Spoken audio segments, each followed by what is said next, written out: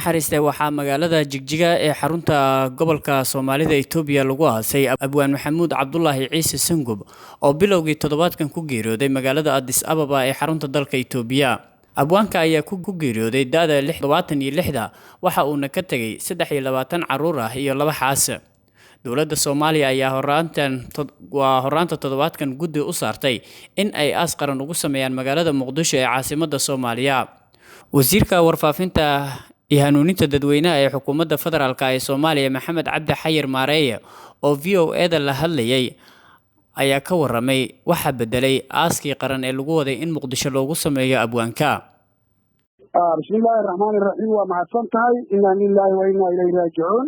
Marka waraysa waxaan tacsiin u dirayaa ummadda Soomaaliyeed meel kasta joogto gobolada Waaberi qoyskii iyo qaraabadii iyo eheladii uu ka tagay Abwaan Sangub runtii ahaa qof qiimo badan ugu fadhiya qaranka Soomaaliyeed. Allah u naxariisto isagana Ilaahay ka waraabiyo.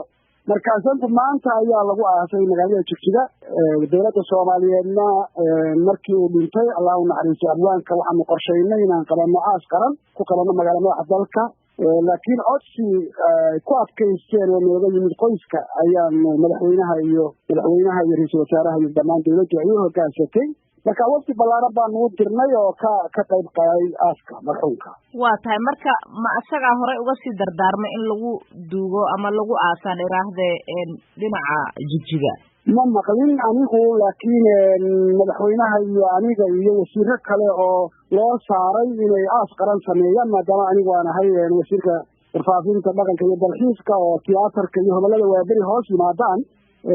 wafdiga guddiga loo magacaabay inay aas qaran sameeyaan oo marxuumka maydkiisa dalka ku soo celiyaan ayaan ku jiray. marka ehelada ayaa markaa codsatay, laakiin anigu weli ma maqlin.